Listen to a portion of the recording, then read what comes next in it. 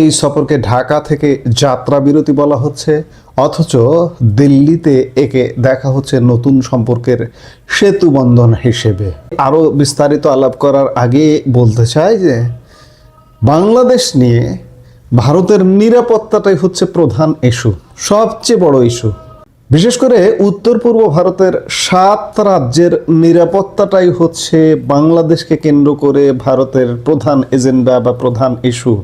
যার কারণে খলিল গতকাল সন্ধে 6টায় দিল্লিতে পৌঁছানোর সাথে সাথে তার কিছুক্ষণ পরে তাকে পিক করে নিয়েছেন জাতীয় নিরাপত্তা উপদেষ্টা, নিয়ে তার ডেরায় নিয়েছেন, খাইয়েছেন, নৈশভোজ করিয়েছেন এবং কিছু সুস্পষ্ট বার্তা দিয়েছেন। কি বার্তা দিয়েছেন আমরা আরও বিস্তারিত যাচ্ছি। দিল্লিতে পৌঁছানোর পর খলিলুর রহমানের প্রথম কর্মসূচি ছিল অজিত দোভালের সাথে বৈঠক। আরেকবার চিন্তা করুন একটু, আমি এর আগেও একটা ভিডিওতে বলেছি, খলিল হচ্ছে বাংলাদেশের পররাষ্ট্রমন্ত্রী, অজিত দোভাল হচ্ছে জাতীয় নিরাপত্তা উপদেষ্টা। কিন্তু এই যে জাতীয় নিরাপত্তা উপদেষ্টার সাথে বৈঠকে বাংলাদেশের নিরাপত্তা সংক্রান্ত, নিরাপত্তা সংশ্লিষ্ট বা প্রতিরক্ষা মন্ত্রণালয় সংক্রান্ত বা এই ধরনের কোনো কেউ কিন্তু নেই। বৈঠকটা হচ্ছে পররাষ্ট্রমন্ত্রীর সাথে জাতীয় নিরাপত্তা উপদেষ্টার। বিষয়টা খুবই গুরুত্বপূর্ণ, খুবই অ্যালার্মিং। দিল্লির সরকারি সূত্র বলছে এই বৈঠকে অত্যন্ত স্পষ্ট ভাষায় কিছু গুরুত্বপূর্ণ বিষয় আলোচনা হয়েছে। প্রধানমন্ত্রী তারেক রহমানের নেতৃত্বাধীন বাংলাদেশ সরকার ভারতকে এই মর্মে বড় ধরনের আশ্বাস দিয়েছে যে বাংলাদেশের মাটি ব্যবহার করে উত্তর পূর্ব ভারতের কোনো বিচ্ছিন্নতাবাদী জঙ্গি গোষ্ঠীকে আর সহায়তা করা হবে না। প্রসঙ্গটা কেন বারবার আসে? 2001-06 আমলে বাংলাদেশে ক্ষমতায় ছিল এই তারেক রহমানের যে বিএনপি, তার মা তখন প্রধানমন্ত্রী ছিলেন এবং তারেক রহমানও একটি গুরুত্বপূর্ণ, মানে সরকারি কোনো পদে না থাকলেও দলের ভেতরে নেপথ্যে খুব গুরুত্বপূর্ণ ভূমিকা পালন করতেন। এবং সেই সময় দিল্লির সাথে একটা টানাপোড়েনের সম্পর্ক তৈরি হয়েছিল, এমনকি উত্তর পূর্ব ভারতের এই 7 রাজ্যে বিচ্ছিন্নতাবাদীদের একটা আশ্রয়স্থল হয়ে উঠেছিল বাংলাদেশ। সেই জায়গাটা এখনো ভারত ভুলতে পারে না, যার কারণে আপনি যত যাই বলুন না কেন প্রধান ইস্যু নিরাপত্তা। এই জন্যই নিরাপত্তা উপদেষ্টার সাথে প্রথম বৈঠক। বাংলাদেশ ইতিমধ্যে আশ্বাস দিয়েছে যে বিচ্ছিন্নতাবাদীদের আশ্রয় দেবে না। শুধু তাই নয়, প্রতিবেশী দেশে ইসলামী জঙ্গিবাদের নাশকতা ঠেকাতেও ঢাকা কঠোর ব্যবস্থা নেওয়ার প্রতিশ্রুতি দিয়েছে। খলিল সাহেব অজিত দোভালকে এই ধরনের কড়া প্রতিশ্রুতি দিয়েছে। মজার বিষয় হলো, সম্প্রতি ভারতে গ্রেপ্তার হওয়া বেশ কিছু পাকিস্তানি জঙ্গিকে জেরা করে জানা গেছে তারা বাংলাদেশকে ট্রানজিট বা ভিত্তি হিসেবে ব্যবহার করে নাশকতার জাল বুনছিল। ভারত এই সংক্রান্ত সমস্ত ইনপুট বা গোয়েন্দা তথ্য খলিলুর রহমানের হাতে তুলে দিয়েছে। অর্থাৎ নিরাপত্তার ইস্যুতে দুই দেশের মধ্যে গোয়েন্দা তথ্য আদান প্রদান এবং সহযোগিতার এক নতুন দিগন্ত উন্মোচিত হতে যাচ্ছে বলে মনে করা হচ্ছে।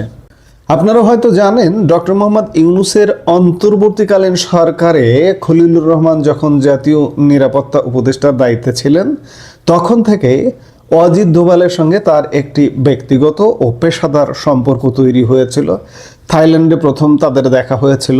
এরপরে খলিলুর রহমান দিল্লি সফর করেছিলেন, যার কারণে অজিত দোভালের সাথে একটা পূর্ব পরিচয় বা পূর্ব সম্পর্ক রয়ে গেছে।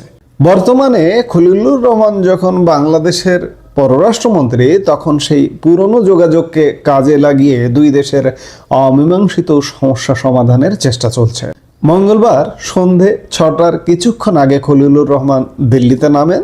তার সাথে রয়েছেন প্রধানমন্ত্রীর বিদেশ বিষয়ক উপদেষ্টা হুমায়ুন কবির। দিল্লিতে পৌঁছানোর পরই দোভালের আমন্ত্রণে এক বিশেষ নৈশভোজে অংশ নেন তারা।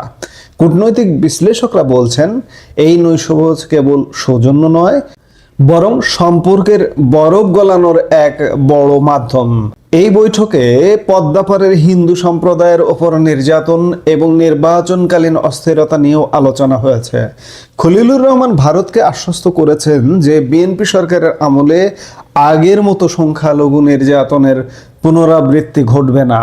আজ বুধবারও অত্যন্ত ব্যস্ত সময় পার করছেন খলিলুর রহমান। ভারতের বিদেশ মন্ত্রী এস জয়শঙ্কর, শিল্প ও বাণিজ্য মন্ত্রী পীযূষ গোয়েল এবং পেট্রোলিয়াম মন্ত্রী হরদীপ সিং পুরীর সঙ্গে তার পৃথক পৃথক বৈঠক, ইতিমধ্যে দু একটা বৈঠক হয়েও গেছে।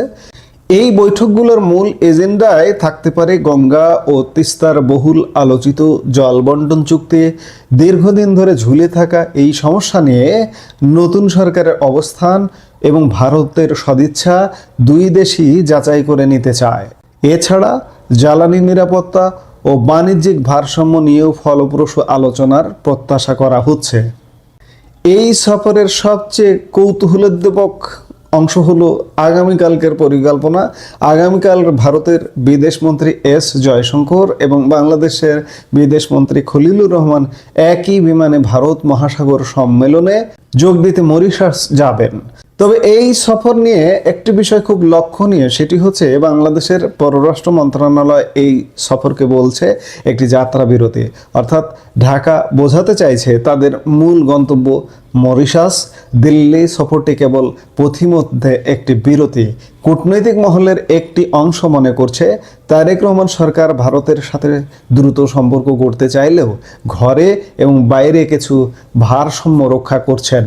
একদিকে চীন, পাকিস্তান এবং মার্কিন যুক্তরাষ্ট্রের সাথে দর কষাকষি, অন্যদিকে দেশের অভ্যন্তরে জামাতে ইসলামী বা এনসিপির মতো দলগুলোর ভারত বিরোধী মনোভাব, সব মিলিয়ে তারেক রহমান হয়তো এখনই খুব ঘনিষ্ঠ কোনো ইমেজ দিতে চাইছেন না। বিশ্লেষকরা বলছেন দিল্লি যেখানে খুব দ্রুততার সাথে নতুন সরকারের সাথে সখ্যতা গড়তে চাইছে, ঢাকার তরফে ততটা আন্তরিক প্রত্যুত্তর কি মিলছে? অনেকে একে ভারতের ব্যাকুলতা হিসেবেও দেখছেন। কারণ খালেদা জিয়ার মৃত্যুর পর শোক জানাতে জয়শঙ্করের ঢাকা সফর কিংবা তারেক রহমানের শপথ অনুষ্ঠানে ওম বিড়লার মতো ব্যক্তির উপস্থিতি ভারত বারবার বন্ধুত্বের বার্তা দিয়েছে। বাংলাদেশের পররাষ্ট্র মন্ত্রণালয়ের বিবৃতিতে পারস্পরিক শ্রদ্ধা, আস্থা এবং স্বার্থের ভিত্তিতে সম্পর্কের স্থিতিশীলতা